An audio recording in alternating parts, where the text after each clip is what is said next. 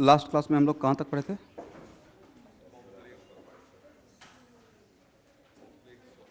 Okay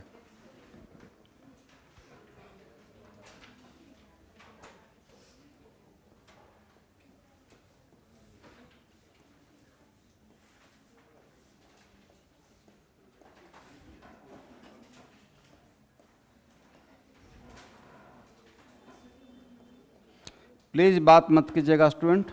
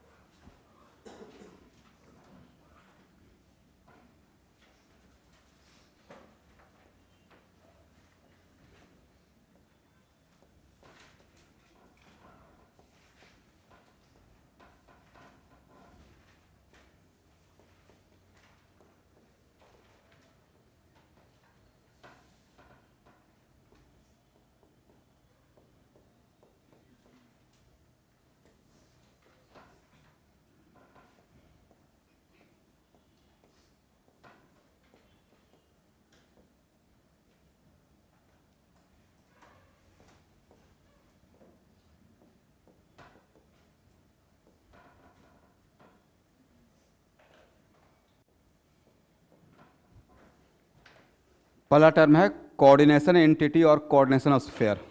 एक line लिखिएगा।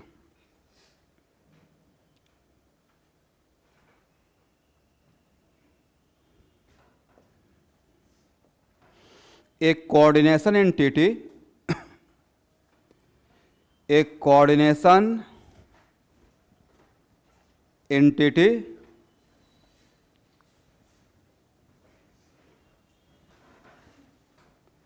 constitute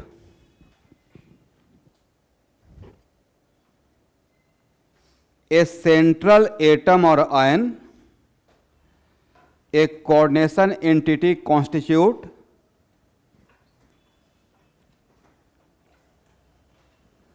a central atom or ion,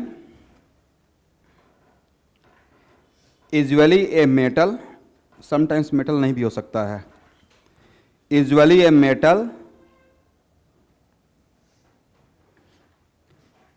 to which are attached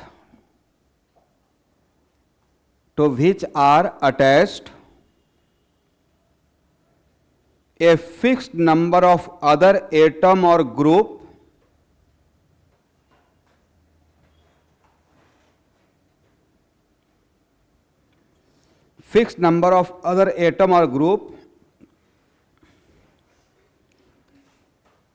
each of which are called ligand. Each of which are called ligand. Correct है। अब bracket लगेगा through coordinate bond. पिछले class में बताए थे आपको, थ्रू कोऑर्डिनेट बॉन्ड।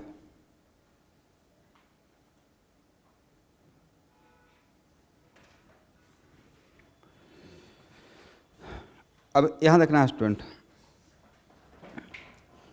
एक quite obvious है कि लिगेंड अगर मेटल के साथ कोऑर्डिनेट बॉन्ड के थ्रू अगर अटैच हो रहा है, राइट, बाद में लिगेंड का भी डिफरेंस देंगे और कैटेगराइज करेंगे, तो कोऑर्डिनेट बॉन्ड का डायरेक्शन किससे किसकी तरफ रहेगा? पिछले क्लास बताए थे ना,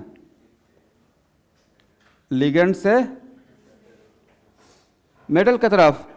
इसका मतलब जितना भी लिगेंड रहेगा डैम से उसके पास एक पेयर ऑफ इलेक्ट्रॉन रहेगा। जितना भी लिगेंड रहेगा डैम से उसके पास क्या रहेगा? पेयर ऑफ इलेक्ट्रॉन रहेगा। करेक्ट है।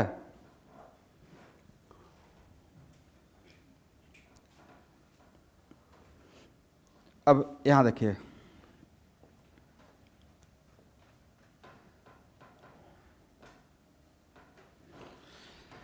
किसी भी कंपाउंड का जो भी कॉम्प्लेक्स पार्ट रहता है क्या रहेगा?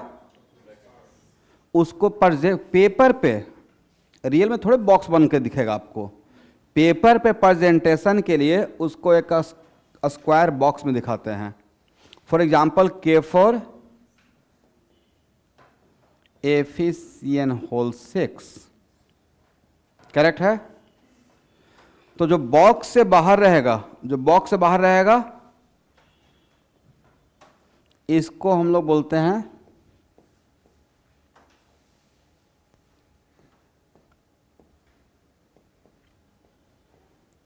फ्री आयंस और आयोनाइजेशन स्फीयर। फ्री आयंस का मतलब समझाऊंगा क्यों फ्री आयंस बोला, राइट। और जो इस बॉक्स के अंदर का होल जो रहता है ग्रुप, इस पूरे पार्ट को क्या बोलते हैं, यहां से इस बॉक्स में जितना भी रहेगा उसको बोलेंगे कोऑर्डिनेशन स्फीयर।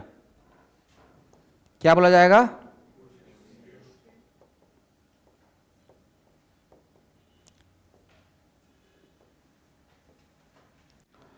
और कोऑर्डिनेशन स्फीयर का ही नाम है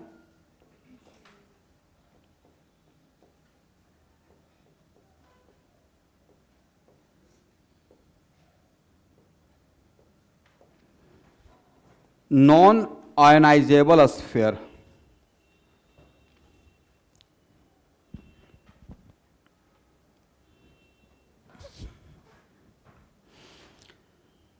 बाहर वाले पार्ट को क्या बोला स्टूडेंट, यहां देखिए, इस टॉपिक को अगर पहले पढ़ रहे हैं तो यहां से related colligative property of solution में बढ़िया बढ़िया क्वेश्चन आप लगा पाएंगे।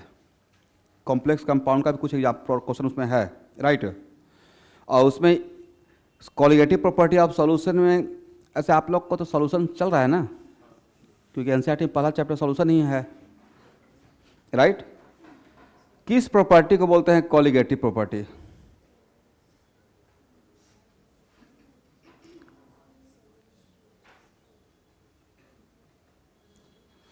अरे एक मार्क्स का क्वेश्चन आ गया, डिफाइन कॉलिगेटिव प्रॉपर्टी।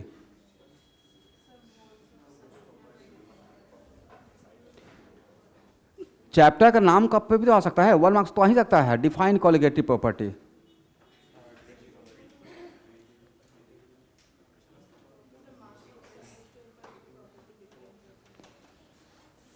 मास पे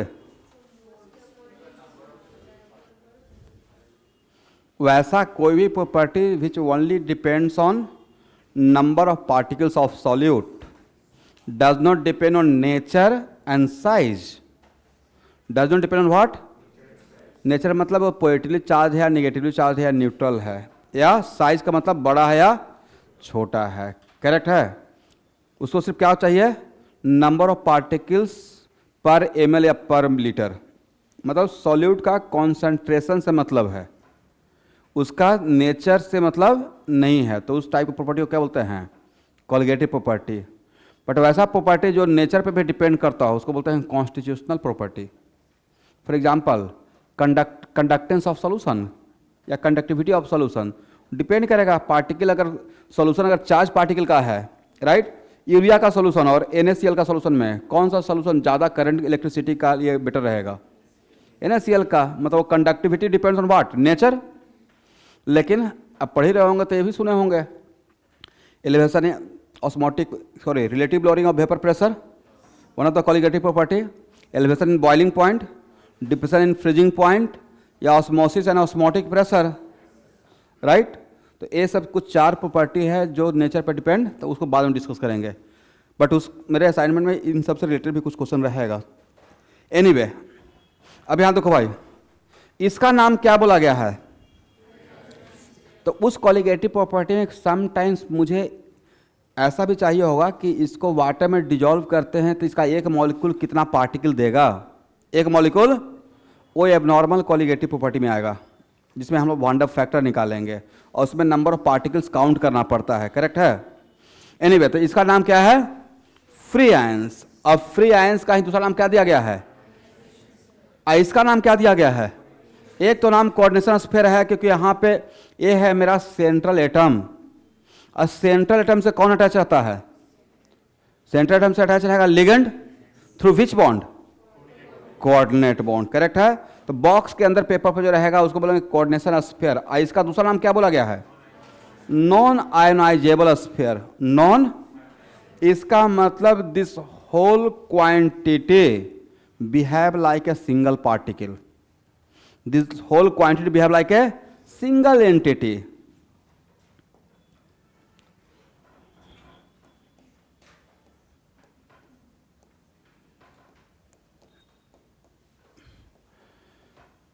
बोलो भाई, किसी भी सॉल्ट में कटायन पहले लिखते हैं या अनायन पहले लिखते हैं? कन्वेंशन क्या है? NaCl लिखते हैं या Cl Na लिखते हैं? राइट? तो सॉल्ट सिंपल सॉल्ट हो या कॉम्प्लेक्स सॉल्ट हो, सॉल्ट को लिखने का तरीका अभी भी वही रहेगा। इसका मतलब ये मेरा एक सॉल्ट है, कॉम्प्लेक्स सॉल्ट, तो इसमें कटायन को क्या लिखेंगे पहले और अनायन को क्या लिखेंगे बाद में? पहला बात यहां देखिए, मान लेते हैं कि ऐसे कुछ है, ऐसे सॉल्ट बनाना है, तो फार्मूला कैसे लिखते हैं स्टूडेंट? हम लोग तो बचपन में ऐसे सिखाया गया है कि इसका, इस पे जो चार्ज रहेगा वही इसका वैलेंसी रहेगा, इस पे जो चार्ज रहेगा यूनिट उसका वैलेंसी रहेगा, और फिर क्रॉस मल्टीप्लाई कर देते हैं, तो फार्मूला बिकम्स व्हाट? A4B3। इसमें कटायन कौन सा है? Potassium, right. और इसका यहाँ 4 है तो इसका वैलेंसी क्या रहा होगा? इस पार्ट का ये अनायन है तो इसका वैलेंसी 4 रहा होगा। इसका मतलब एफिसियन होल 6 पे कि पूरे बॉक्स पे कितना माइनस था? 4 माइनस, करेक्ट है। इसका जो कोफिशिएंट है वो पोटेशियम का वैलेंसी है, इसका जो कोफिशिएंट है वो इस पार्ट का वैलेंसी। सॉल्ट का यही नेचर है, ऐसे ही फार्मूला लिखते हैं, राइट। इसका मतलब इस पे कितना चार्ज? 4 माइनस। ऐसे भी ये पूरा का पूरा K4 एफिसियन होल 6 ये ओवरऑल न्यूट्रल है, बोलिए यस। इसको 2 पार्ट में तोड़ना है, तो न्यूट्रल है तो जितना पॉजिटिव चार्ज रहेगा उतना ही नेगेटिव चार्ज होना पड़ेगा। व्हेन डिजॉल्व इन वाटर, यहां देखिए स्टूडेंट, अगर वाटर में डिजॉल्व करते हैं तो हो सकता है कि आप में से कुछ लोग ऐसा भी अगर नहीं पढ़ाते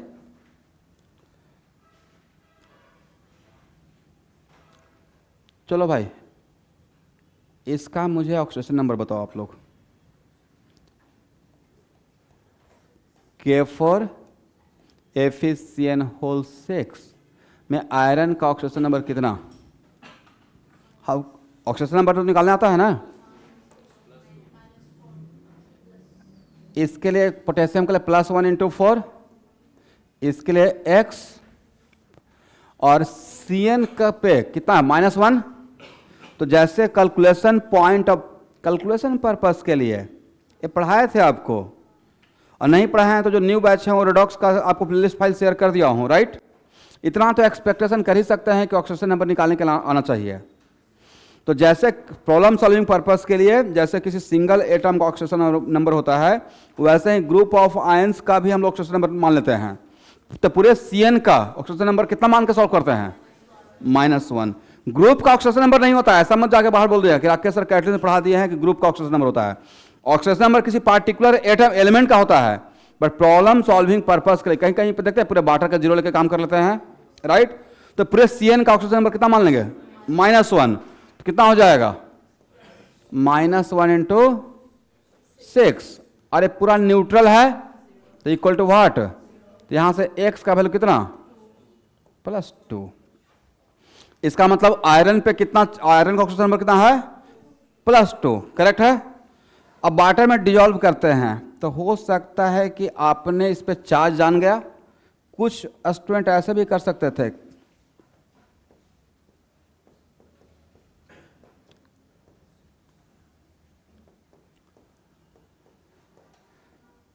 ऐसे करना चाहिए या नहीं करना चाहिए? ये नहीं करेंगे स्टूडेंट। बोले क्यों? अभी जस्ट मैंने क्या पढ़ाया कि यहाँ पे जो बॉक्स के अंदर रहेगा, ध्यान सुनिएगा स्टूडेंट, उसको क्या बोला गया है? Coordination sphere. और कोऑर्डिनेशन स्फीयर का ही दूसरा नाम क्या है? Non ionisable sphere. इसका मतलब है कि बॉक्स के अंदर जो भी रहेगा behave like a single entity. Box के अंदर जो भी रहेगा बिहेव लाइक ए, यस, इसका मतलब इसके अंदर को आयनाइज नहीं करना है, करेक्ट है? बिहेव लाइक ए, इसका मतलब एक यहां पे जो आयरन है वो अपना खुद का आइडेंटिटी लॉस कर चुका है। यहां का आयरन क्या है? Fe2+, बट Fe2+ का कैरेक्टर शो नहीं करेगा। जब अगर हम साथ साथ हैं तो साथ का कैरेक्टर शो करेंगे। इसका मतलब पूरा एक अलग ही बन चुका है। ऐसा नहीं कि इसमें Cn- है तो Cn- का कैरेक्टर रहेगा, इसमें Cn- का कैरेक्टर रहेगा Fe2+ का, या ये बिल्कुल अलग ही हो गया, अलग हो गया। तो behave like a single entity का मतलब हुआ। और दो बात, behave like a single entity मतलब ना ही इसमें Fe2+ का कैरेक्टर ना ही Cn- का, एक दोनों मिलकर एक अलग कैरेक्टर। और नॉन आयनाइजेबल स्फीयर का मतलब मुझे पता है कि इसमें Fe2+ है, आयन से बना हुआ है, Cn- भी आयन है, Fe2+ भी आयन है, बट ये जब वाटर में डिजॉल्व करेंगे तो एक सिंगल पार्टिकल के जैसा ही बिहेव करेगा। ये इसके अंदर का जो भी आयन्स रहेगा वो आपस में आयनाइज नहीं करेगा। दैट्स वाई K4FeCN6 को वाटर में डिजॉल्व करने के बाद क्या क्या मिलेगा? यहां देखो भाई, यहां का पोटेशियम, चारों पोटेशियम एक साथ गुच्छा में रहेगा या अलग अलग बिखर जाएगा? Free ions. क्या बोला गया है? इसका मतलब ये काउंटेबल है वाटर में डिजॉल्व करके। 4K+ और क्या लिखेंगे? FeCN6 कितना? 4- कितना चार्ज? 4 यूनिट पॉजिटिव, और ओवरऑल न्यूट्रल था तो इसमें कितना रहा होगा? 4 यूनिट निगेटिव, करेक्ट है? तो बोले इसका 1 मॉलिक्यूल, इस कंपाउंड का 1 मॉलिक्यूल वाटर में डिजॉल्व करने के बाद कितना पार्टिकल्स देगा? 5 पार्टिकल्स। कितना देगा? पार्टिकल इंपॉर्टेंट है कोलिगेटिव प्रॉपर्टी ऑफ सॉल्यूशन के लिए। इसका 1 मॉलिक्यूल कितना पार्टिकल देगा? 5 पार्टिकल्स, 4 पोटेशियम का और एक कोऑर्डिनेशन स्फीयर का। 4 पोटेशियम का रहेगा और एक कोऑर्डिनेशन स्फीयर का रहेगा।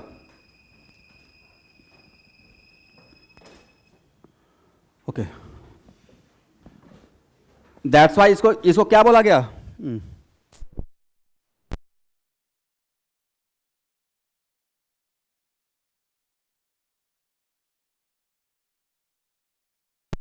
हो जाएगा, लेकिन इसको क्या बोलते हैं? Non ionisable. तो ये आपस में बिखरेगा नहीं, ये सब एक साथ रहेगा। तो इन सब को मिलाकर कितना पार्टिकल? इसका 1 पार्टिकल, इसका 4, तो इसका हाउ मेनी पार्टिकल्स? 5 पार्टिकल्स मिलेगा, करेक्ट है? 1 मिनट, मान लेते हैं कि कल के डेट में कोई ऐसा टॉपिक जिसमें प्रॉपर्टी इस बात पे डिपेंड करता है कि नंबर ऑफ पार्टिकल्स वो वाटर में जाकर कितना दिया, नंबर ऑफ पार्टिकल्स। तो हम लोग थियोरेटिकली यहां देखिए, सॉलिड फॉर्म में तो एक सिंगल मॉलिक्यूल है, सॉलिड फॉर्म में कितना particle? 1। After dissolving in water how many particles? 5। तो हम लोग थियोरेटिकली क्या सोचेंगे कि जो भी प्रॉपर्टी दे रहा है और वो प्रॉपर्टी पार्टिकल पे डिपेंड करता है, तो वाटर में जाने के बाद आप जो थियोरेटिकली सोचे उसके से 5 टाइम ज़्यादा प्रॉपर्टी शो करेगा। बिकॉज कोई ऐसा property which only depends on number of particles. तो इसका 1 molecules gives how many ions? 5 ions, 4 cation और 1 अनायन, करेक्ट है? तो आज के बाद कोऑर्डिनेशन कंपाउंड में जो बॉक्स के अंदर रहेगा उसमें अगर आयंस, ग्रुप ऑफ आयंस भी रहेगा, बट वो आपस में वाटर में डिजोल्व करने के बाद आयनाइज नहीं करेगा। Behave like a single entity. इतना बात समझ में आ गया? किसको बोलेंगे coordination sphere?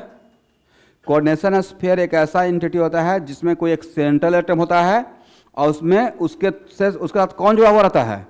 Ligands. Through which bond? Coordinate bond. और वो स्फीयर वो क्या फ्री आयंस बोलेंगे या नॉन आयनाइजेबल? इसको क्या बोलेंगे? फ्री आयंस का मतलब अगर इसका 4 कटायन है तो 4 कटायन वाटर में डिसॉल्व करने के बाद एक साथ रहेगा या अलग अलग हो जाएगा? अलग अलग हो जाएगा, करेक्ट है? अब लिखिए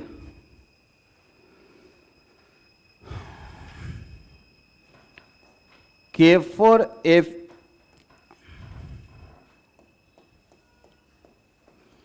K4FeCN होल 6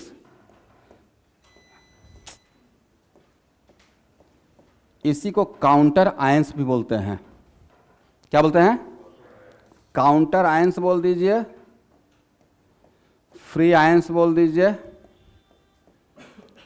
या आयनाइजेबल।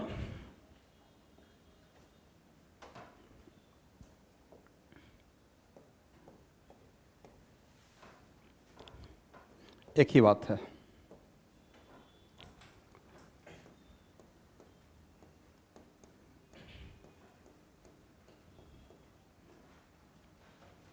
सबसे पहला क्वेश्चन, इसमें आयरन का ऑक्सीडेशन नंबर कितना?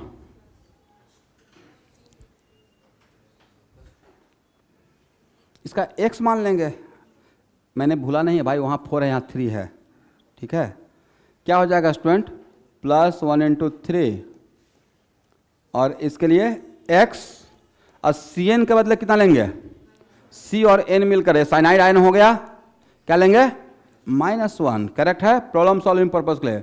-1 × 6, पूरा का पूरा न्यूट्रल है तो equal to what? 0। Correct. Then x का वैल्यू कितना? +3 है।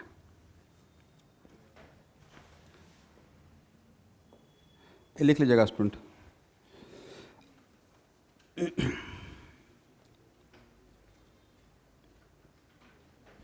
अब लिखिए सेंट्रल एटम और आयन।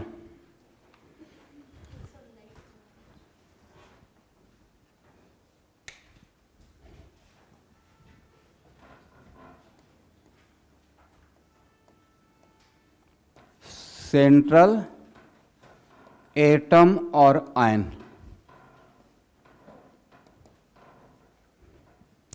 लिखिए in a coordination entity, in a coordination entity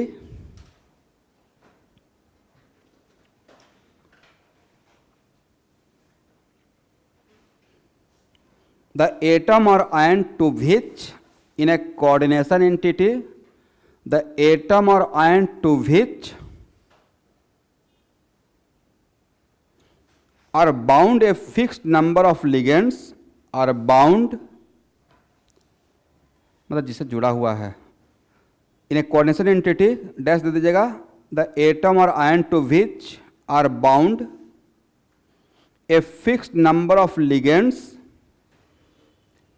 in a definite geometrical arrangement, in a definite geometrical arrangement around it, in a definite geometrical arrangement around it,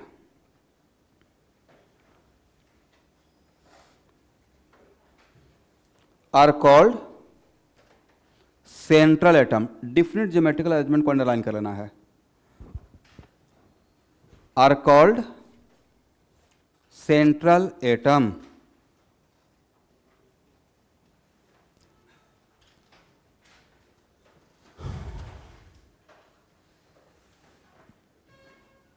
correct है। For example, अब ये central atom सबको समझ में आ गया है, बस एक लाइन का डिफरेंशन था। इसका मतलब यहां देखना है, सेंट्रल एटम से मानते हैं एग्जाम्पल के तौर पे K4FeCN6, तो इसमें सेंट्रल एटम पता चल जाएगा देखकर ये क्या है।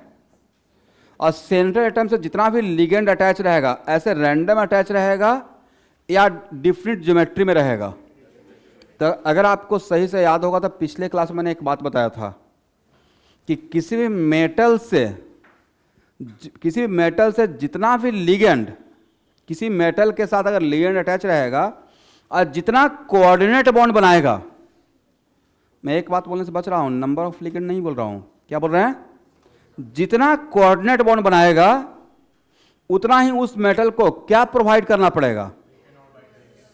वैकेंट हाइब्रिड ऑर्बिटल्स, वैकेंट, और for each hybridisation geometry is fixed, for each hybridisation geometry is fixed है। करेक्ट है।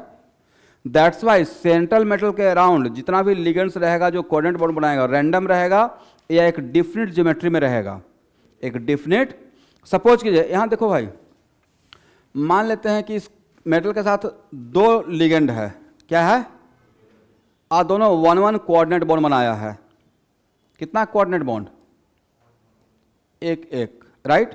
तो इस मेटल को कितना हाइब्रिड ऑर्बिटल देना पड़ेगा, 2, और 2 हाइब्रिड ऑर्बिटल के लिए उस वैकेंट हाइब्रिड ऑर्बिटल का हाइब्रिडेशन क्या रहेगा, एस पे। तो इसके अराउंड इन दोनों को एक लाइन पे होना पड़ेगा, और ज्योमेट्री क्या बोल देंगे, लीनियर। क्या बोलेंगे, लीनियर। समझ में आ गया, ओके।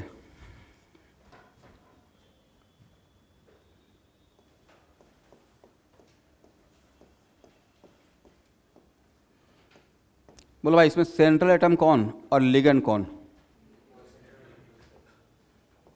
ये सेंट्रल एटम, पहचान तो पाएंगे ना। जनरली सेंट्रल एटम को ही सबसे पहले लिखते हैं, लिगेंड को बाद में लिखते हैं। सेंट्रल एटम को पहले, लिगेंड को बाद में। और ये क्या है, बोले कार्बन मोनोऑक्साइड। क्या है, कार्बन मोनोऑक्साइड। यहां पे क्या हो गया,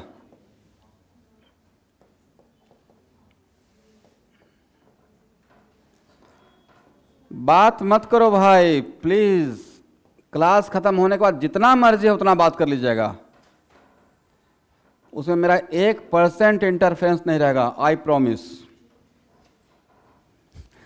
क्लास के बाद आप कहाँ मैं कहाँ।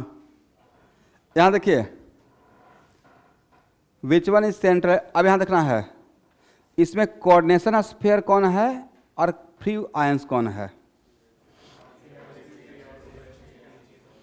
ये हो गया नाइट्रेट, बोलिए यस।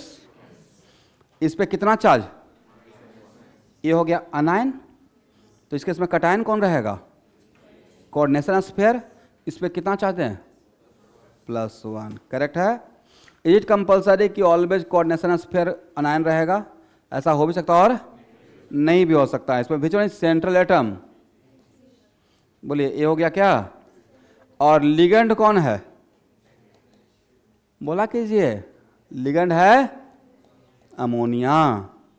और इसका नाम क्या है, बोलिए टॉलेंस रिएजेंट। कॉमन नाम बता रहा हूं स्टूडेंट, आइपोक नेम तो पढ़ाऊंगा ही। Commonly it is known as what,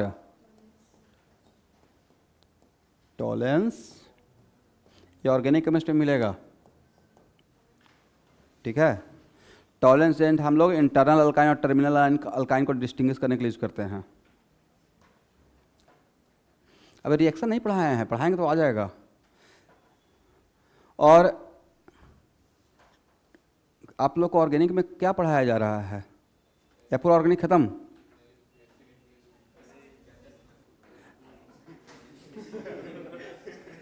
क्या पढ़ाया जा रहा है स्टूडेंट, हेलो हेलो के मतलब पहला चैप्टर। देखिए आपका स्कूल कितना आगे चल गया, इनका पूरा ऑर्गेनिक खत्म हो चुका है। हेलो मतलब वो लोग स्पीड अप हैं भाई, उनका स्पीड को हम लोग कहाँ बीट करेंगे। Haloalkanes, haloarenes, alcohol, aldehyde ketone, acid and carboxylic acid, तब पूरा तो हो ही गया ना। अब बेंजीन और कार्बोहाइड्रेट और बायोमोलिक्यूल्स बचा हुआ है। चलिए कोई बात नहीं है, नहीं उसके पीछे का वजह है, यहाँ देखो भाई, उसके पीछे का वजह है कि ऐसे कंपेयर करिए। फ्रीडल क्राफ्ट रिएक्शन में पढ़ाऊंगा तब मुझे लगेगा 5 आवर एक रिएक्शन करवाने में। एनसीईआरटी में फ्रीडल क्राफ्ट पे 2 एग्जाम्पल है। एनसीईआरटी का फ्रीडल क्राफ्ट पढ़ाएंगे तो मुझे लगेगा 5 minute, 5 hour compress in 5 minutes. तो ऑब्वियसली अगर एनसीईआरटी ही रिकमेंडेड है स्कूल में तो फास्ट रहेगा ना। अब फ्रीडल क्राफ्ट नाम सुन गया, क्या होता है बाद में देखिएगा, समथिंग लाइक दैट।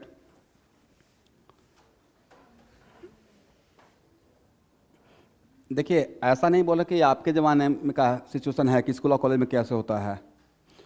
उन लोगों के पास टैलेंट है, पढ़ा सकते हैं। हम लोग के टाइम पे भी स्कूल कॉलेज कहाँ, स्कूल कॉलेज के भरोसे रहते तो होता क्या, क्वाइट ऑब्वियस है। चलिए, नहीं स्कूल में पढ़ाते हैं स्टूडेंट, मैं ये नहीं बोला कि नहीं पढ़ाते हैं, मैं किसी टीचर को क्रिटिसिज्म नहीं कर रहा हूँ, बट 9 कितने %?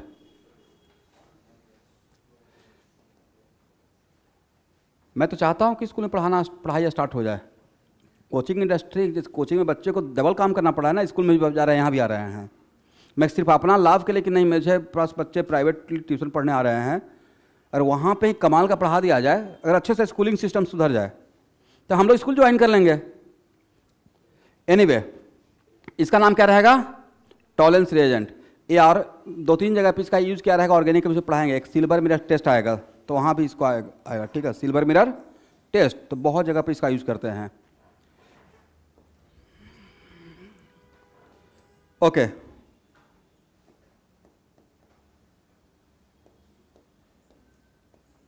लिगेंड्स। कोई अगर एक लाइन में लिगेंड्स का डिफिनेशन देने के लिए बोलेगा तो क्या बोलिएगा? लिखिए एक लाइन।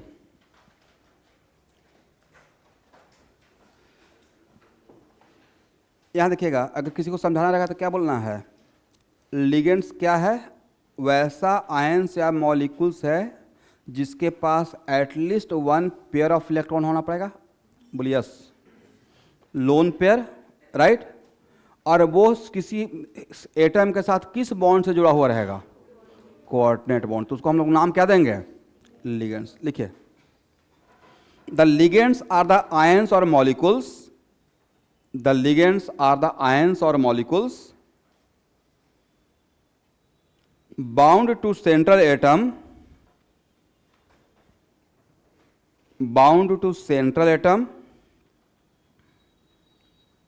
through coordinate bond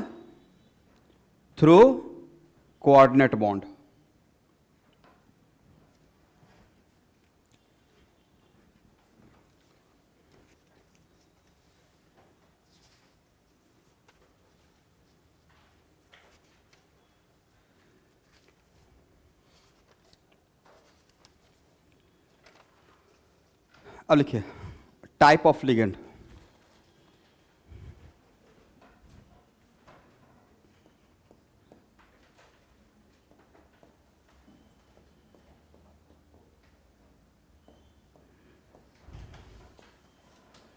यहां देखिए, लिगेंड का कैटेगरी 2 बेसिस पे किया गया है। पहला है on the basis of electrostatic charge,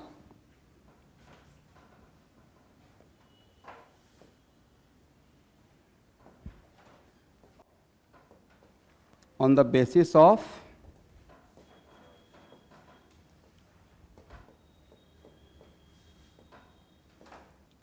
electrostatic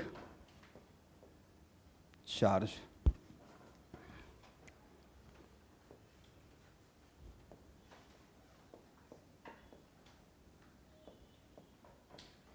एक मिनट, एसिड रेडिकल किसको बोलते हैं?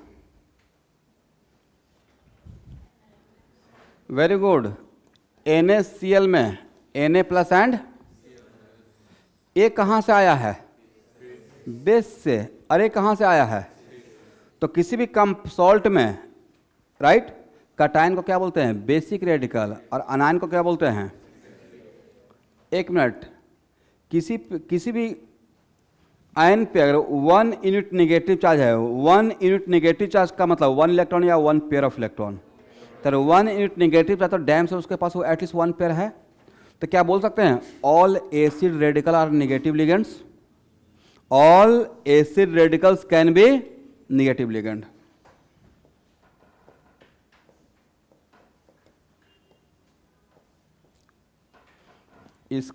इस पार्ट को बोलते हैं, जो एसिड वाला पार्ट से आता है, एसिड रेडिकल। ऐसे क्या बोलेंगे? Basic radical. All acid radical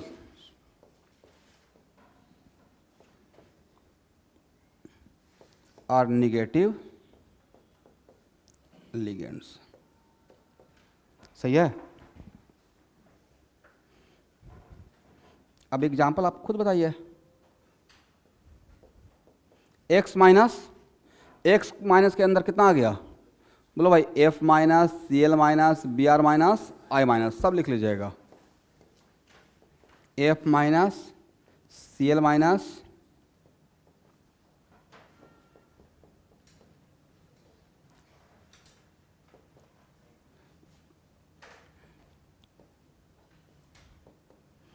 OH minus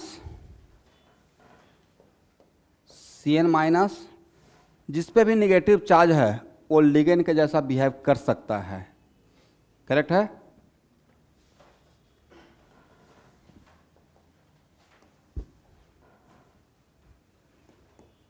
X minus OH minus NO3 minus SO4 2 minus CN minus etcetera. हो गया?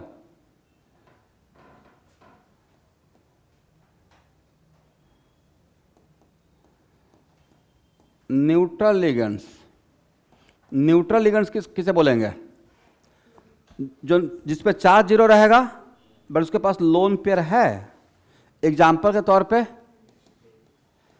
कार्बन मोनोऑक्साइड ओवरऑल क्या है? बोलिए न्यूट्रल। कार्बन मोनोऑक्साइड ओवरऑल क्या है? और कार्बन मोनोऑक्साइड का स्ट्रक्चर कैसा होता है एवरीवन? करेक्ट? क्या इसको इक्विवेलेंटली ऐसे दिखा सकते हैं? निगेटिव पॉजिटिव, निगेटिव एंड, और सबको पता है कार्बन पे निगेटिव चार्ज बहुत बड़ी बात है। कार्बन पे मतलब कार्बन पे अगर निगेटिव चार्ज है स्टूडेंट तो उसका electron donating power is so much high, बहुत ज़्यादा होता है। न्यू बैच को बाद में पढ़ाऊंगा, ठीक है? एनीवे, H2O इसके पास लोन पेयर है या नहीं है? ओवरऑल न्यूट्रल है? बोलना है हाँ या ना? है पक्का? किसके पास?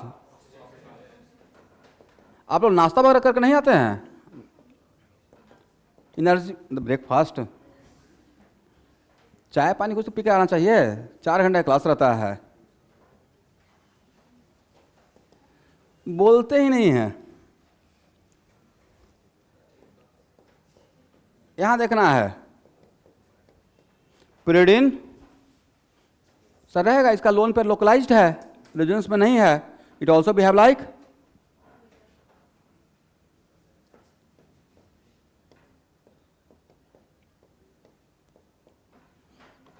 pyridine को शॉर्टकट में PY लिखा रहेगा। pyridine का शॉर्टकट में क्या लिखा रहेगा?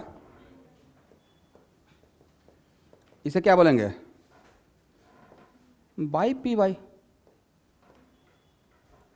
करेक्ट है? लिख लीजिए। All these are the example of what? Neutral. इसको हटाए,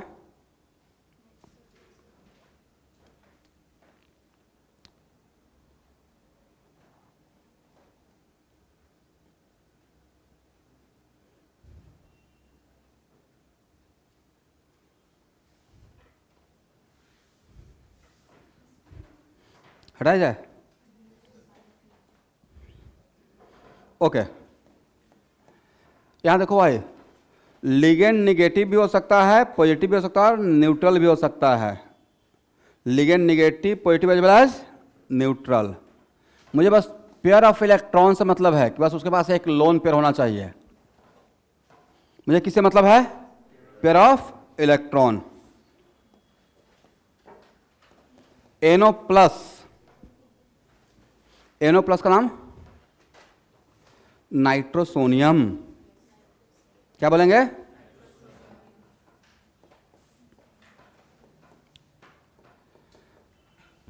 बोले इसका नाम क्या होता है? कोई बात नहीं, NH2 को बोलते हैं हाइड्राजिन। बोलिए, इसमें एक काम कर दिया, NH2 NH3 प्लस, तो बोलेंगे हाइड्राजीनियम। हाइड्राजिन से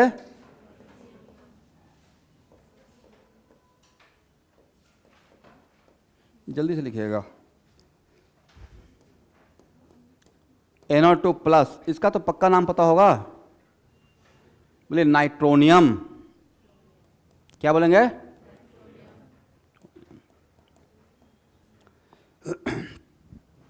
ओके, तो ये जो हम लोग कैटेगरी कर रहे थे on the basis of what? Ligand का 3 तरीके से कैटेगरी करते हैं। एक हो गया on the basis of charge, दूसरा आप अभी जस्ट पढ़ने वाले हैं on the basis of denticity, on the basis of पढ़ाएंगे what is meaning of denticity, right. और तीसरा on the basis of strength, strong ligand, weak ligand और इंटरमीडिएट स्ट्रेंथ का लिगेंड। करेक्ट है? किसका? नाइट्रोसोनियम।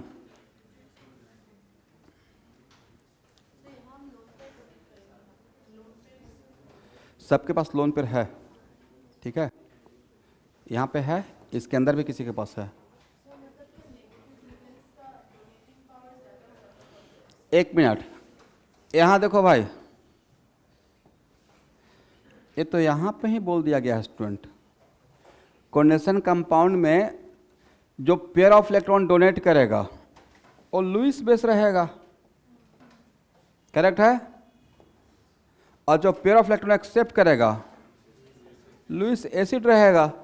अब आप मुझसे पूछना स्टार्ट करेंगे, sir F minus, Cl minus, Br minus, I minus, इन सब में सबसे बढ़िया लिगेंड कौन रहेगा? जो सबसे स्ट्रॉन्ग कोऑर्डिनेट बॉन्ड बनाएगा। सबसे स्ट्रॉन्ग कोऑर्डिनेट बॉन्ड कौन बनाएगा? जिसका लोन पेयर डोनेटिंग पावर ज़्यादा रहेगा। लोन पेयर डोनेटिंग पावर ज़्यादा किसका रहेगा? ये दोनों बैच को पढ़ा चुके हैं। When we are comparing the same period, sorry same group, then lone pair donating power inversely proportional to what? Size, चाहे वो रेजोनेंस हो या बेस का बात हो या यहाँ हो। करेक्ट है? तो इन सब में among all this four strength of ligand, strength of ligand का मतलब क्या? लोन पेयर डोनेट करने का कैपेसिटी। करेक्ट है? तो इस पे आएंगे, वेट फॉर राइट टाइम। ये हो गया, और भी होगा स्टूडेंट, मतलब पॉजिटिव लिगेंड भी होता है। मैंने क्या बोला? टाइप ऑफ लिगेंड, मैंने ये थोड़े बोला पूरा दुनिया में 3 ही रहेगा, और भी हो सकता है, क्योंकि हम लोग उसमें एग्जाम्पल उतना ही, इसलिए उतना ही लिखे हैं, राइट। ये हो गया, इसको हटाया जाए।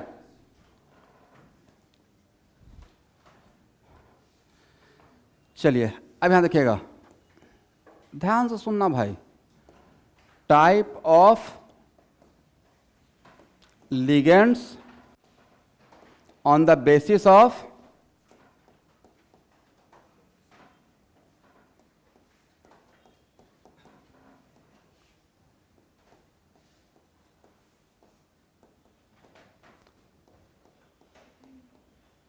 डेंटिसिटी। तो आपको नहीं लगता कि सबसे पहले डेंटिसिटी समझना पड़ेगा?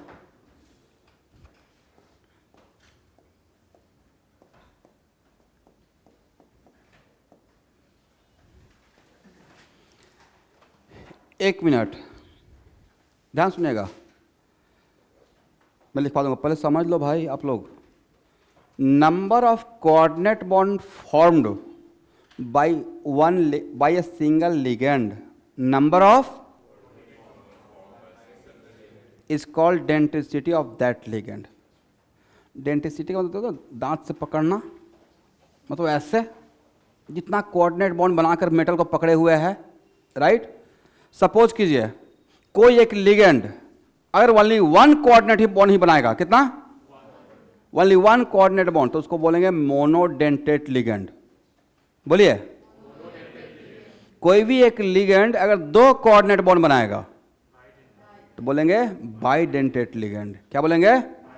कोई एक सिंगल लिगेंड 3 कोऑर्डिनेट बॉन्ड बनाएगा, 4 बनाएगा, 5 बनाएगा, होता है 6 बनाएगा, हेक्साडेंटेट। क्या बोलेंगे? हेक्साडेंटेट। करेक्ट है? जब आपको पढ़ाया जाएगा तो आगे पता चलेगा स्टूडेंट।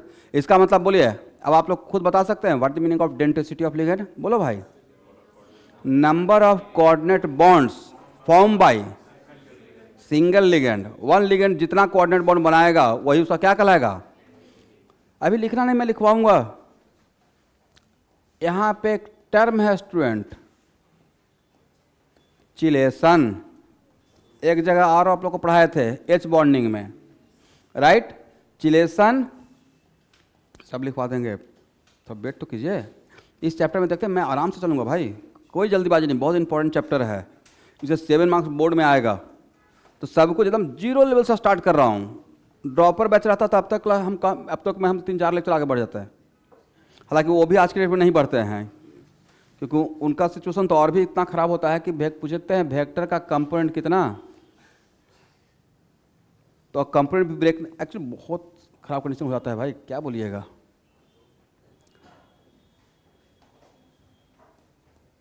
इलेवन ट्वेल्व बिल्कुल नहीं पढ़ता है भाई, बिल्कुल भी नहीं पढ़ता है।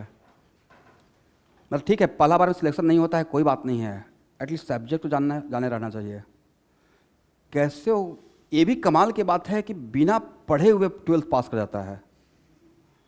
इस बात का दाद देना पड़ेगा, तारीफ करना पड़ेगा कि मेमोरी पावर रट कर ट्वेल्थ का एग्जाम साइंस का उसमें रट कर पास कर जाना, ये भी कमाल की बात है, ये भी क्वालिटी है, रटना। बस एक ही चीज़ मिसिंग है, अगर समझ लेंगे तो और अच्छा हो जाएगा। बच्चे को तो मैं गलती बोल ही नहीं रहा हूँ, बच्चे का सरकमस्टांसेस ऐसा हो गया है। ये मत बोलिएगा कि सर आज संडे के संडे एकदम निगेटिव थॉट से भर गए हैं, एक्चुअली फैक्ट बोल रहे हैं, निगेटिव थॉट नहीं है। साइंस का मतलब है कि क्लास 11 से मेहनत करो, पेन ही नहीं चलाता है, जहाँ पे कैलकुलेशन रहेगा बच्चा बैठ जाएगा। ऑनलाइन प्लेटफॉर्म का सबसे बड़ा ड्रॉबैक 1% बच्चों को फायदा हो रहा है जिनका खुद के ऊपर बहुत कंट्रोल है, डेडिकेशन है। 99% का तो डिस्ट्रैक्शन है। डिस्ट्रैक्शन हम लोग को भी हो जाता है भाई, घर में जाते सोचते हैं आज बस 5 मिनट खाना खा के यूट्यूब देखेंगे सो जाएंगे।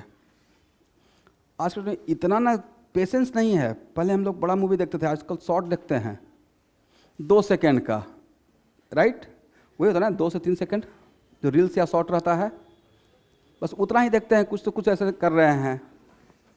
उससे बच्चों को भी बचाना पड़ेगा, हर कैटेगरी का रहता है ना, आप कितना कंट्रोल कीजिएगा सोशल मीडिया को। एनीवे यहाँ देखना है 2 टर्म यहाँ लिया, chelation and chelating ligand.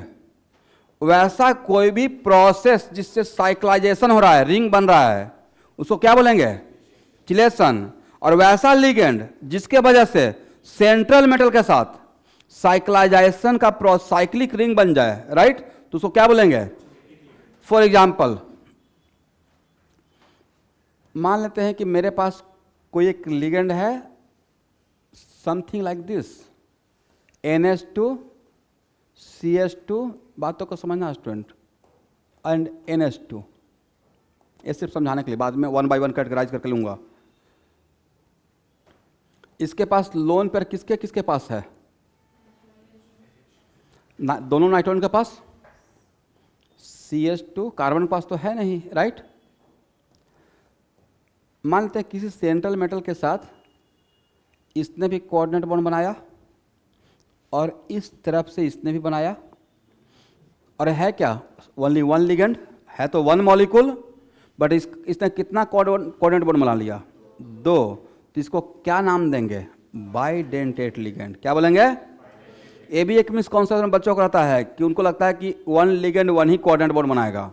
1 ligand can form more than 1 coordinate bond depending upon situation, just like this, right. और एक कोऑर्डिनेट बॉन्ड बनाया, मॉलिक्यूल तो एक लिगेंड ओनली 1 है, कोऑर्डिनेट बॉन्ड कितना बनाया। तो आपको नहीं लगता कि एक से ज़्यादा अगर कोऑर्डिनेट बॉन्ड बनाएगा एक सिंगल लिगेंड तो रिंग बना देगा। ये सब मिलकर क्लोज हो गया, ये सब मिलकर क्या हो गया, क्लोज हो गया। तो इसका मतलब आज के बाद किसी भी लिगेंड का डेंसिटी अगर 1 से ज़्यादा रहेगा तो डैम श्योर साइक्लिक होगा ही होगा। क्या होगा, इसका मतलब है कि जिसका डेंसिटी 1 से ज़्यादा रहेगा उसको हम लोग एक और नाम देंगे, चिलेटिंग लिगेंड, और जिसके वजह से जो रिंग बनेगा उस प्रोसेस को क्या बोलेंगे, चिलेशन बोलेंगे। करेक्ट है। तो अब सपोज कीजिए कि अगर अमोनिया है, यहाँ देखो भाई, अमोनिया में तो एक सिर्फ नाइट्रोजन के पास लोन पेयर है, तो अमोनिया का 1 मॉलिक्यूलर कोऑर्डिनेट बॉन्ड बनाएगा भी तो मैक्सिमम एक ही बना सकता है, तो अमोनिया क्या बोलेंगे, मोनोडेंटेट। क्या बोलेंगे।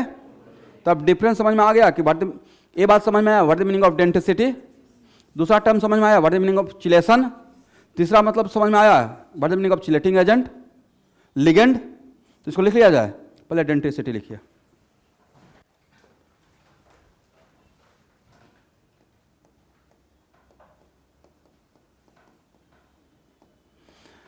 Number of coordinate bond formed by a single ligand, number of coordinate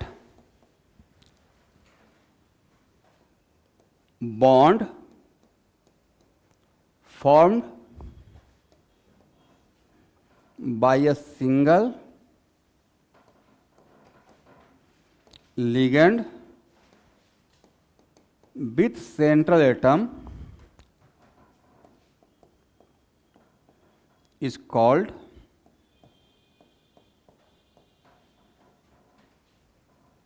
denticity of ligand.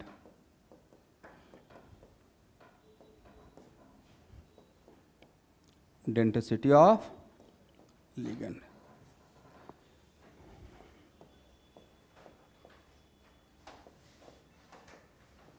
अब लिखिए चिलेशन. कोऑर्डिनेशन कंपाउंड में चिलेशन का मतलब क्या हुआ? If denticity of ligand is more than 1, if denticity of ligand is more than 1,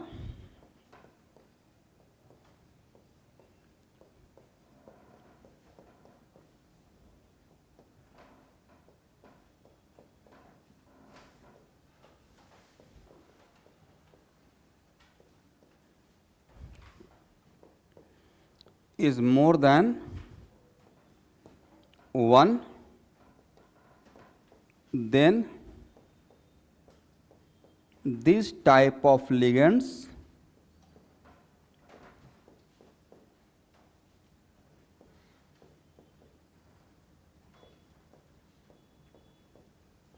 form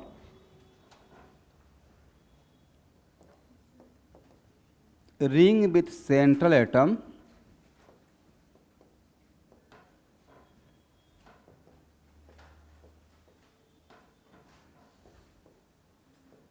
and formation of ring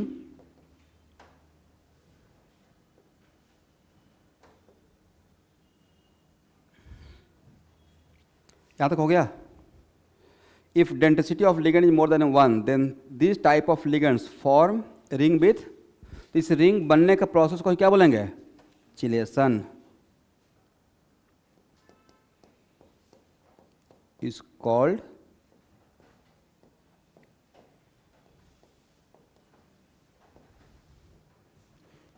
and these type of ligands are called, इसी में मिला लीजिएगा student, and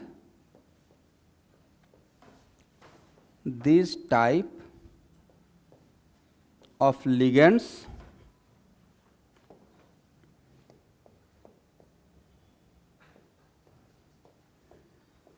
are called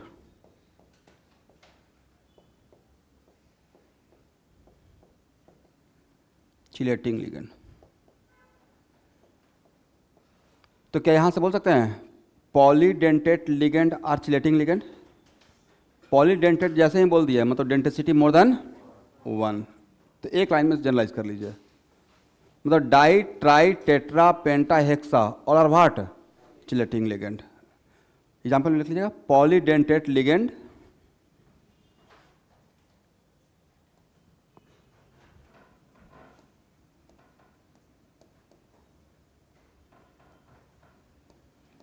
dentate ligands are chelating ligands.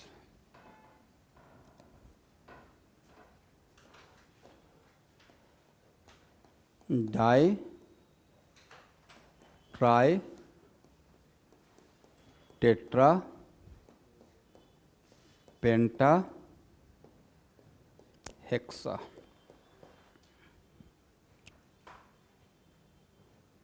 A di dentate, ठीक है,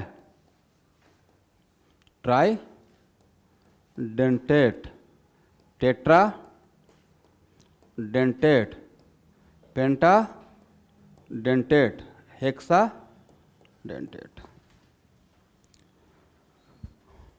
तो आपके syllabus में इतना तक ही पढ़ना है. मैक्सिमम डेंटिसिटी कितना?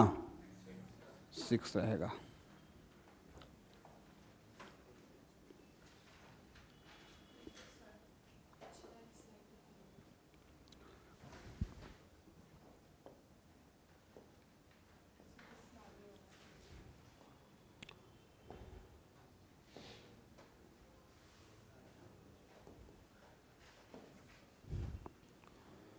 ये सब एग्जाम्पल अभी लेने पाऊँ स्टूडेंट, सारा एग्जाम्पल आएगा।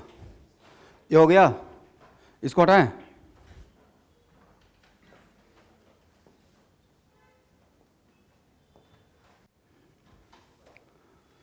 चलिए अब लिखिए monodentate ligand.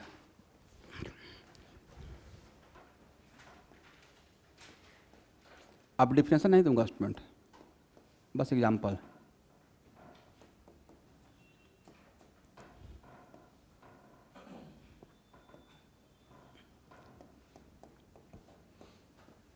F minus C L minus B R minus NH3 H2O Cn minus NO2 minus OH minus CO NO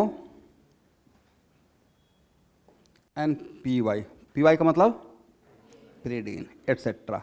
मैंने यही नहीं बोला कि यही सिर्फ रहेगा, बट ये सब एग्जाम्पल है मोनोडेंटेट का।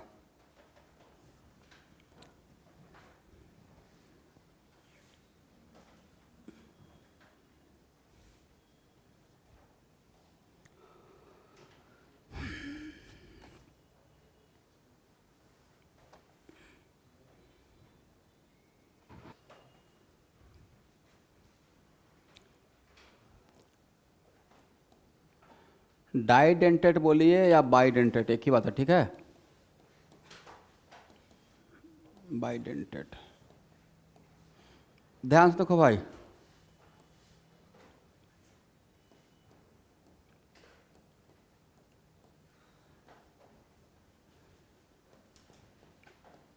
इसको क्या बोलते हैं? CH3 नहीं है, CH2 है। CH2 को बोलते हैं मिथाइलेन। क्या बोलते हैं? CH2 CH3 को क्या बोलते हैं? इथाइल। और CH2 CH2 को बोलेंगे इथाइलिन। क्या बोलना है? और यहां पे क्या लगा हुआ है? NH2, ये बहुत फेमस है स्टूडेंट। NH2 कोऑर्डिनेशन कंपाउंड में बहुत फेमस रहेगा। बोलिए क्या है इसको? यहाँ कोऑर्डिनेशन कंपाउंड में इसको एमाइन के नाम से जानते हैं। क्या बोलेंगे? और तो ये क्या हो गया? इसका पूरा नाम इथाइलिन डाइएमाइन पढ़ा जाए।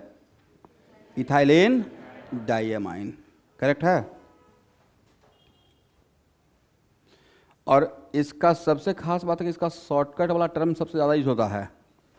तो कोऑर्डिनेशन कंपाउंड में इथाइलिन डाइएमाइन को शॉर्टकट में कैसे दिखाएंगे? EN से दिखाएंगे, ठीक है। इसको याद रखिएगा, ये बहुत फेमस है।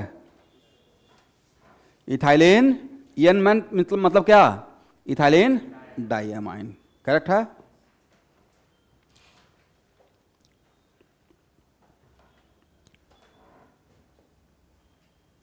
इसको हटाए।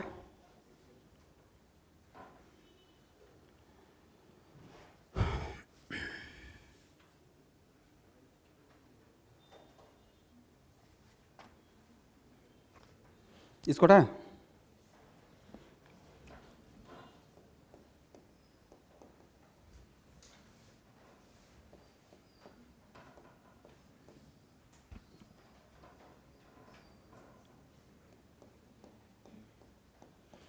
ये कौन सा है?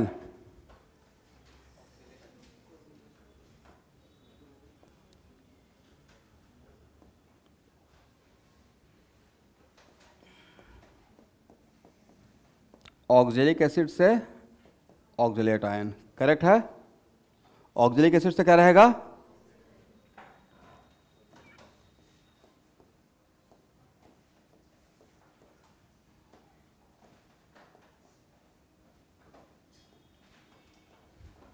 इसको ऐसे प्रेजेंट कर दीजिए। यहां देखिए, oxalate ion behave as bidentate. इसका डेंसिटी कितना रहेगा? किसके थ्रू डोनेट करेगा? O माइनस के थ्रू, करेक्ट है।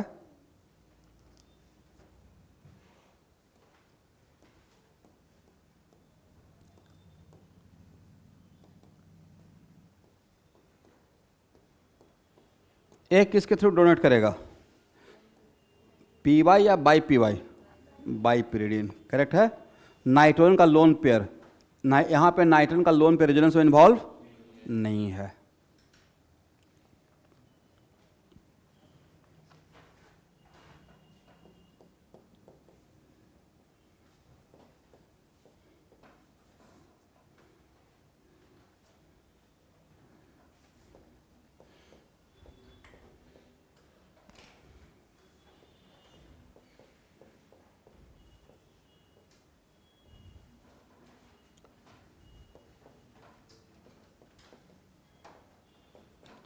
प्लीज इसको रट जाना भाई,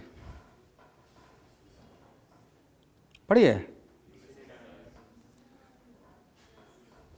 ग्लाइसिनेट आयन शॉर्टकट में ऐसे दिया रहेगा एग्जाम में, पता नहीं चलेगा कि GLY का मतलब क्या है। तो आज का शॉर्टकट क्या रहेगा इसका, GLY ही लिखा रहेगा, राइट।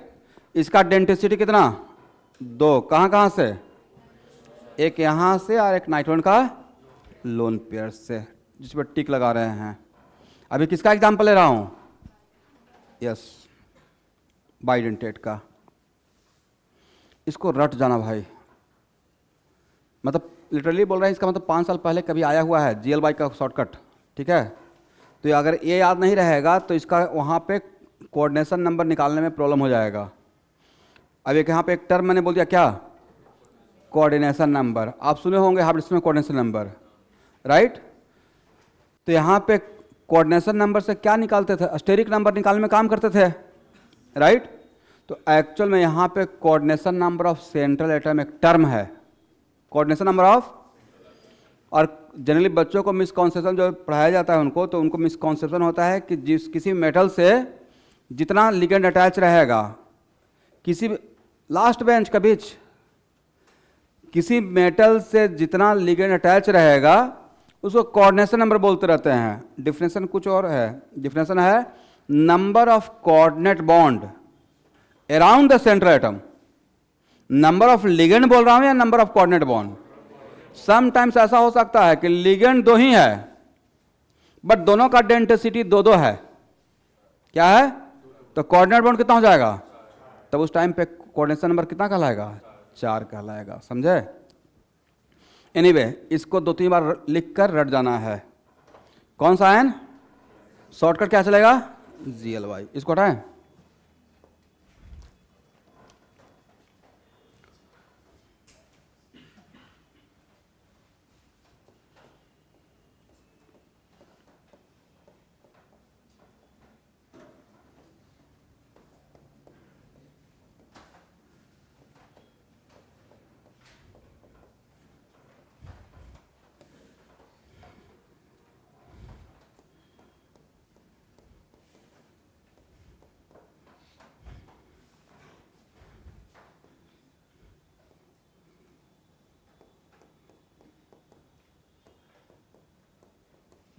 पढ़िए।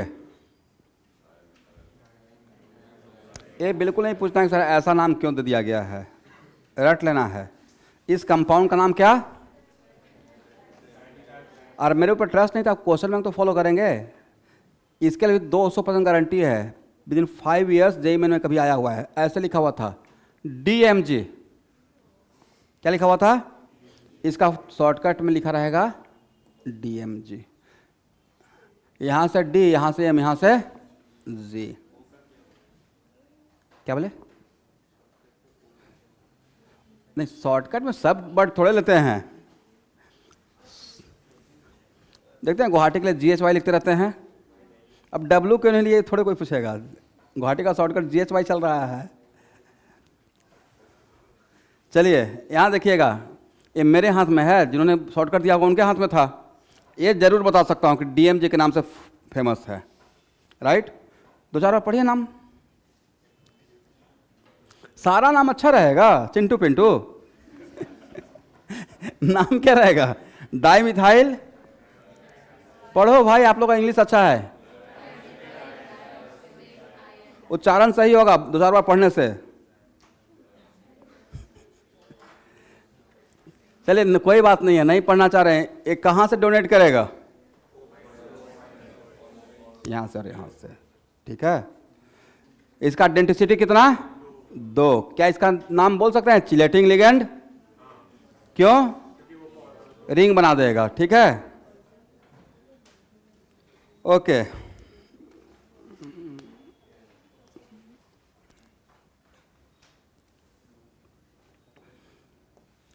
यहां देखो भाई, अब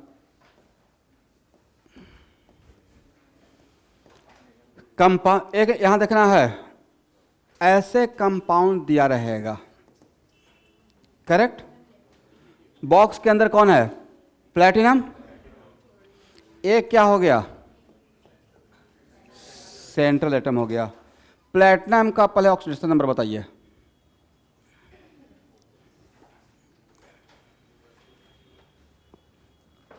तो यहां पे x लिख लेंगे। क्लोरीन का कितना रहेगा? -1 × 2। और En क्या था? Overall neutral. ओवरऑल तो न्यूट्रल मॉलिक्यूल का कोऑर्डिनेशन में कितना लेंगे? ऐसा तो नहीं सोच रहे हैं कि सर इसमें नाइट्रोजन का सोचेंगे कोऑर्डिनेशन नंबर, कार्बन का और हाइड्रोजन का, तो कितना पजल हो जाएगा स्टूडेंट। तो न्यूट्रल मॉलिक्यूल का प्रॉब्लम सॉल्विंग पर्पस के लिए इस पूरे का कितना मानना है? 0। इसका कोई कंट्रीब्यूशन नहीं है। अब +0 = व्हाट? 0, क्योंकि इसके पावर कितना है? इज इट कंपल्सरी कि कोऑर्डिनेशन स्फीयर पे ऑलवेज चार्ज रहेगा? कोऑर्डिनेशन स्फीयर चार्ज भी हो सकता है और न्यूट्रल। एक मिनट, अगर ये न्यूट्रल रहा तो इसके बाहर में कोई आयन रहेगा काउंटर करने के लिए? जो बाहर था कोऑर्डिनेशन स्फीयर से, उसका नाम क्या बोला गया है? काउंटर आयंस, न्यूट्रलाइज करने के लिए। इस पर चार्ज 0 है, तो यहां पे काउंटर करने का रिक्वायरमेंट नहीं है, करेक्ट है। तो कितना हो गया? +2, करेक्ट है। अब इसको अगर प्रेजेंट करना है, कितना कोऑर्डिनेट बॉन्ड यहां देखना है, वरना बाद में करेंगे चित्रकारी, आर्ट एंड क्राफ्ट। मुझे देखिएगा ना, मेरे टेबल पे जो पेपर रहता है, दिमाग कुछ से कुछ करते रहते हैं, मतलब सोचते रहते हैं ना, तो साथ में पेन चलते रहता है, थॉट्स रहता है ना भाई, उसके अंदर बहुत सारा बात चलते रहती है। यहां देखना है कितना कोऑर्डिनेट बॉन्ड बना है। अब बोलते ही नहीं है। इसमें कितना कोऑर्डिनेट बॉन्ड बना है भाई? क्लोरीन कितना है और एक कितना है? एक। इसका कितना डेंसिटी? टोटल लिगेंड कितना है? बोलिए 3।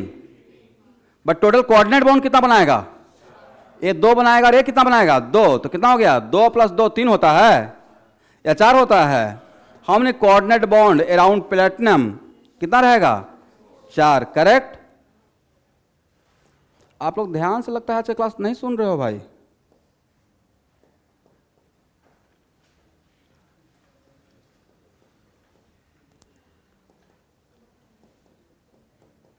यहां देखिए, ऐसे एंड ऐसे, करेक्ट है। 1 मिनट, डायरेक्टली कौन अटैच है प्लैटिनम से? डायरेक्टली जो अटैच है वो क्या है? क्लोरीन, क्लोरीन और नाइट्रोजन, नाइट्रोजन, करेक्ट है।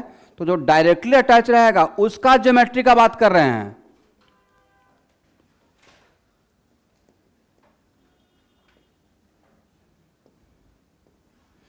आगे पढ़ाएंगे स्टूडेंट।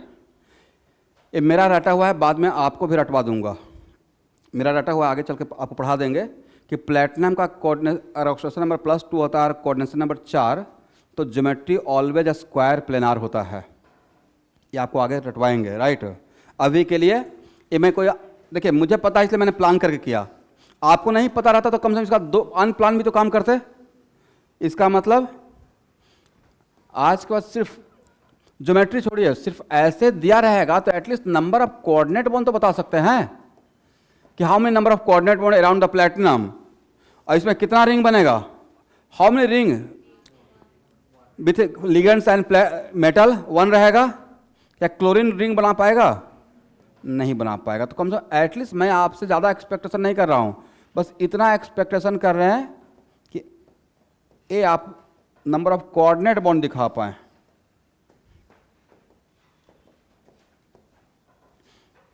इसमें हाउ मेनी रिंग, 1 रिंग, और रिंग किसके वजह से, एन की वजह से। कितना कोऑर्डिनेट बॉन्ड, 1 2 3 एंड 4, करेक्ट है। लिगेंड कितना है, 3। कोऑर्डिनेट बॉन्ड कितना है, अराउंड 4, अराउंड द मेटल 4। तो जितना कोऑर्डिनेट बॉन्ड रहेगा आगे चलकर उसी को मैं बोलूंगा coordination number of central atom. क्या बोलेंगे, coordination number of central atom, correct. चलिए अब लिखिए ट्राइडेंटेट।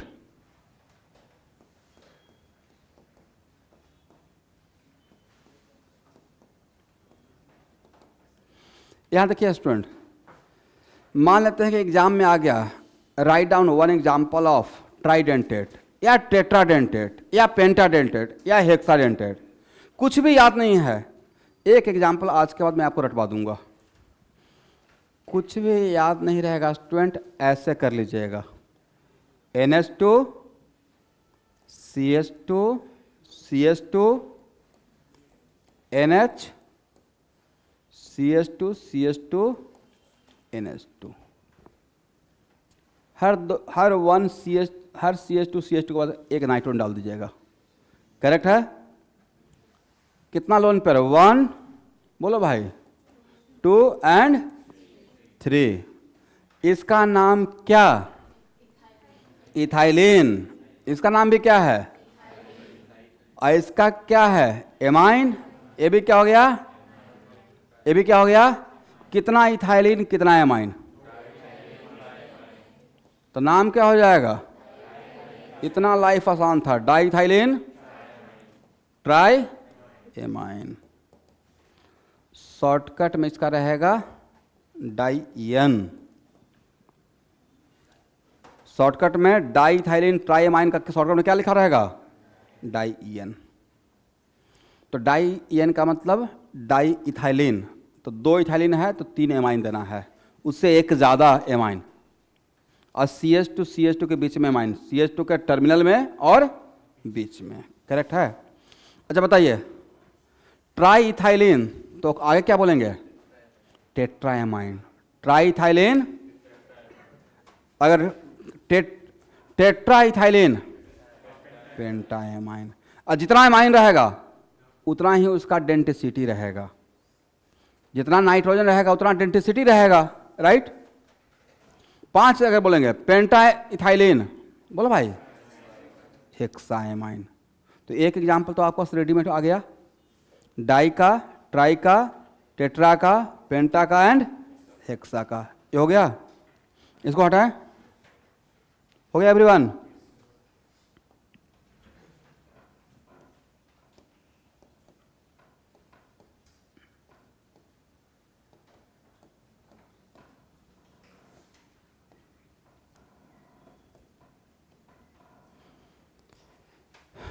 यहां देखना है इसका कोऑर्डिनेशन नंबर कितना, x plus minus 1 equal to what, +1। इसका तो 0 लेंगे, न्यूट्रल है, देन x इक्वल कितना। चलो भाई, प्लैटिनम के साथ कोऑर्डिनेट बॉन्ड दिखाइए,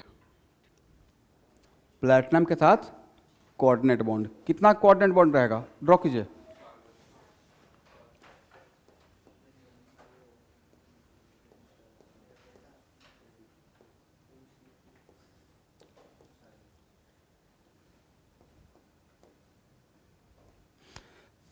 चार में से 3 कोऑर्डिनेट बॉन्ड कौन बनाएगा, बोले नाइट्रोजन। 4 में से 3 कोऑर्डिनेट बॉन्ड कौन बनाएगा, देखिए तो मैं 3 नाइट्रोजन को लिख दिया, एक यहां से, एक यहां से और एक यहां से, और एक कोऑर्डिनेट बॉन्ड कौन बनाएगा, chlorine.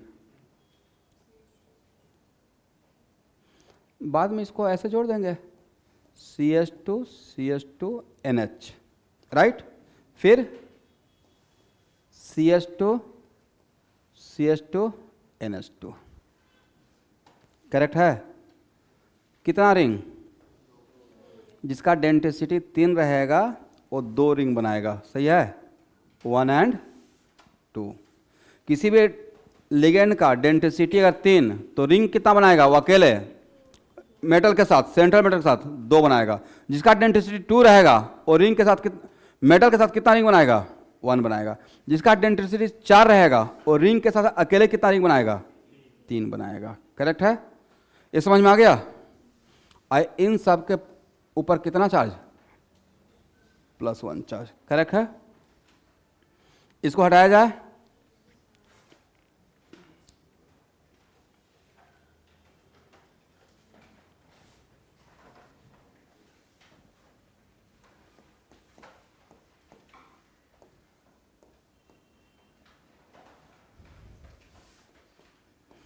One of the example तो आप खुद दे सकते हैं, बोले कौन सा एग्जाम्पल दें।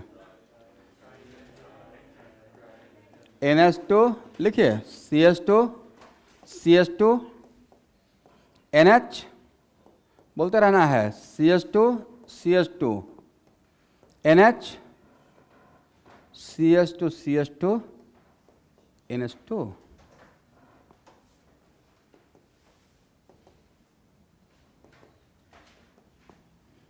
एक यहाँ, एक यहाँ, एक यहाँ और एक यहाँ रहेगा। करेक्ट है, ओके एवरीवन।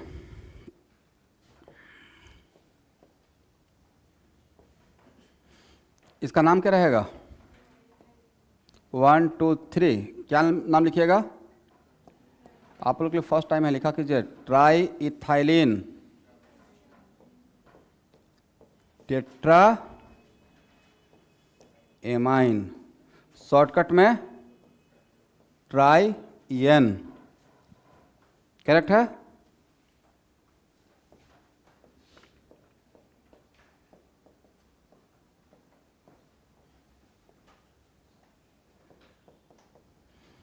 Okay everyone. इसको प्रेजेंट करो भाई, और कितना रिंग बनेगा वो दिखाना है। हाउ मेनी कोऑर्डिनेट बॉन्ड, इस सिंगल मॉलिक्यूल का डेंसिटी 4 है, तो 4 कोऑर्डिनेट बॉन्ड और तो कोई है नहीं। हाउ मेनी, ऐसे क्वेश्चन रहेगा इसमें, how many ligand attach with platinum, answer क्या रहेगा, 1, लिगेंड तो एक ही है। How many coordinate bond around the Centrum, तो आंसर क्या रहेगा, 4। करेक्ट है,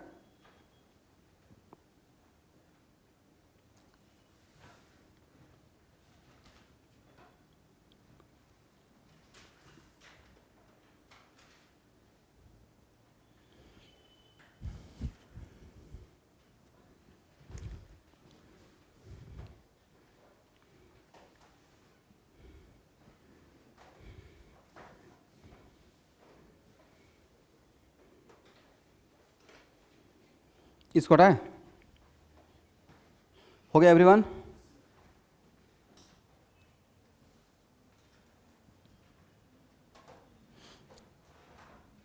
देखिए, सबसे बढ़िया तरीका रहेगा, ऐसे कीजिएगा, 4 कॉर्नर पकड़ लीजिए,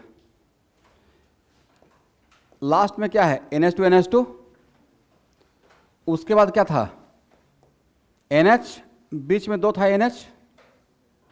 करेक्ट, इसका लोन पेयर से पहले आप लोग भी ऐसे ही किए होंगे, मेरे जैसा शॉर्टकट ट्रिक। अब क्या करना है, corner represent carbon, 2 corner, CH2 CH2, CH2 CH2, CH2 CH2। How many ring, 3 ring. Correct है, तो एग्जाम में अगर प्रेजेंट करने के लिए आ जाएगा, स्ट्रक्चर इस तरह से दिखाने के लिए हो जाएगा।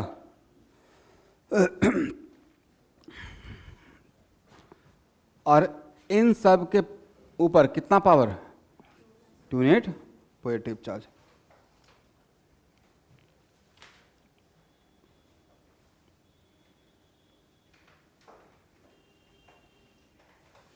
अब लिखिए, पेंटाडेंटेट,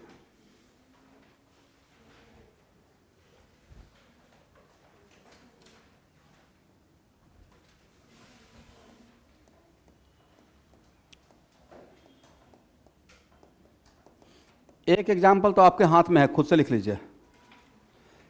one of the example of pentadentate क्या रहेगा? टेट्राइथाइलिन पेंटाइमाइन, टेट्राइथाइलिन टेट्राइथाइलिन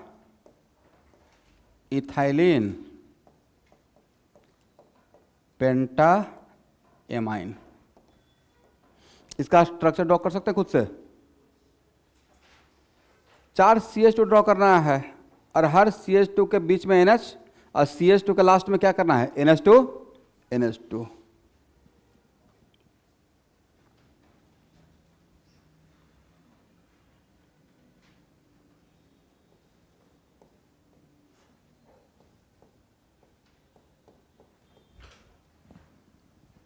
मैं इसका एग्जाम्पल नहीं ले रहा हूँ, कुछ और ले रहे हैं, ठीक है।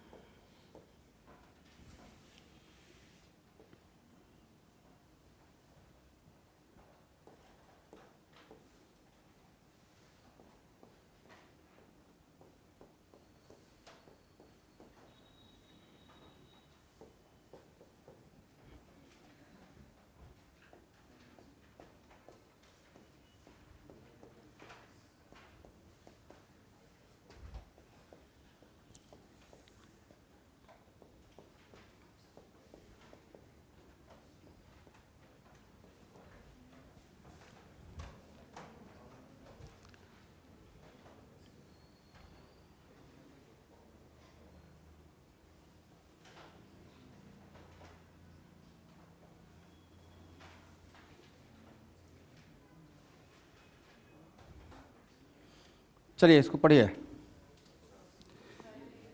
इथाइलिन, ये क्या हो गया? डायमाइन। इथाइलिन, उसके बाद 2 नाइट्रोजन के लिए एक कौन सा?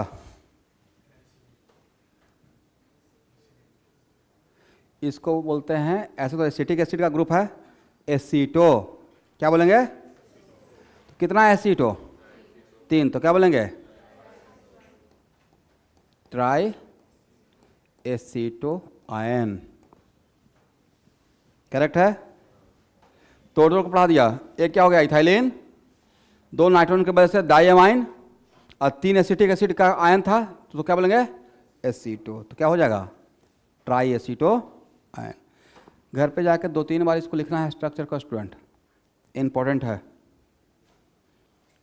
बहुत आसान स्ट्रक्चर है। पहला यूनिट क्या लेना है? इथाइलिन, इधर क्या? नाइट्रोजन नाइट्रोजन और इस कितना एसीटो आयन, इसका डेंसिटी कितना? 5। 1 2 3 4 5। What is the density? 5।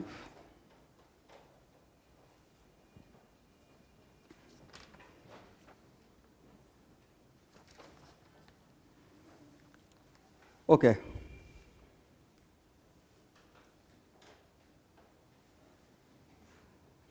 इसको हटाएं।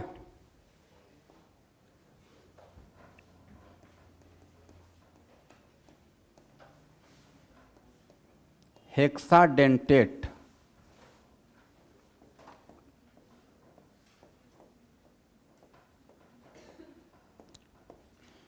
वन ऑफ द एग्जाम्पल आपके पास है, मैं उसका बात नहीं करूंगा, ठीक है।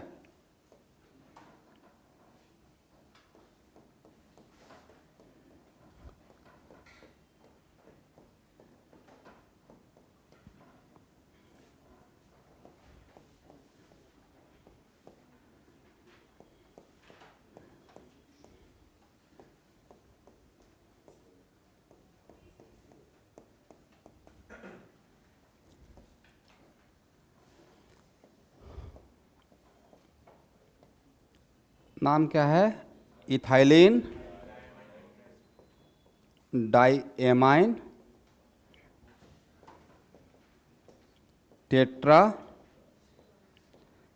Acetic acid. सही नाम लिखा? आयन अभी नहीं बनाए हैं। इथाइलिन, 2 नाइट्रोजन की वजह से डाइएमाइन और इसका कॉमन नाम क्या था? Acetic acid. तो कितना एसिटिक एसिड का ग्रुप? 4। तो क्या बोलेंगे? Tetra acetic acid. बोले कहाँ पे कंफ्यूजन है? Oh sorry, OH student, OH actually बनाने वाले आयन ही हैं, ठीक है।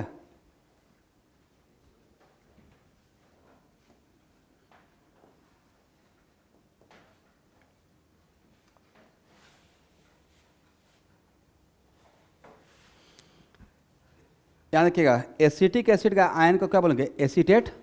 एसीटो भी बोलते हैं और एसीटेट भी बोलते हैं, ठीक है। अब ध्यान से देखो भाई, और इसका आयन का format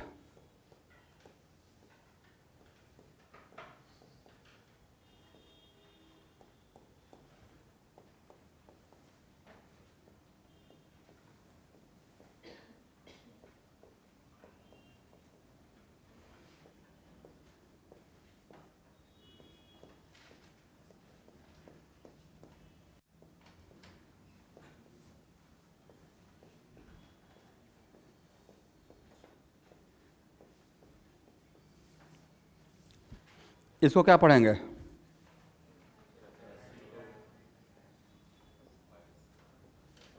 ethylene diamine tetra acetate ion. वापस फिर से पढ़िए, 2-4 बार पढ़िए। Ethylene diamine tetra acetate ion.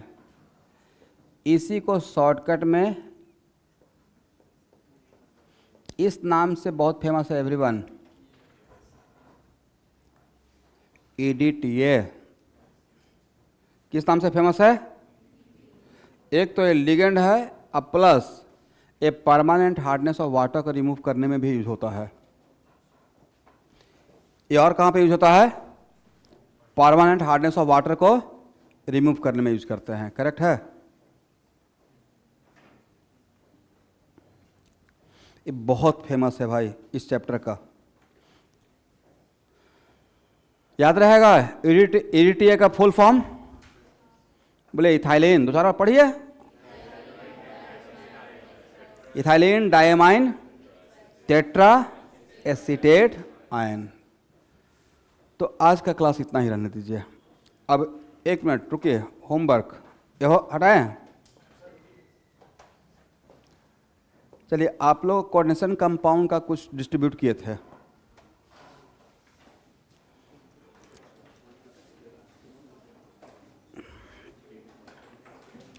ध्यान से सुनना भाई। इसमें यहाँ ये है ना नॉमेनक्लेचर, राइट। इसको बढ़िया से जहाँ पे मैं आज ख़त्म कर रहा हूँ वहाँ से ही तरीके से एक एक लाइन लिख कर आना है, पढ़कर और लिख कर, नहीं समझे? ये रूल्स ऑफ नॉमेनक्लेचर है, यहाँ से एक क्वेश्चन रखा हुआ है, आता ही आता है। या खुद से लिख पाएंगे? बोलो भाई, सबको कंपलसरी है, एकदम लिख कर लाना ही है कॉपी में। इसलिए एक देखिए, लिखवाने में बहुत टाइम चला जाएगा, और मैं सिर्फ लिखा हुआ रहेगा तो रफ में समझाते हुए आगे बढ़ूंगा, और थोड़ा डायरेक्ट नॉमेनक्लेचर करना स्टार्ट करेंगे, ठीक है। होमवर्क क्या रहेगा? जहाँ से अभी आज छोड़े हैं वहाँ से ही लिखिएगा, ठीक है। Okay, thank you everyone.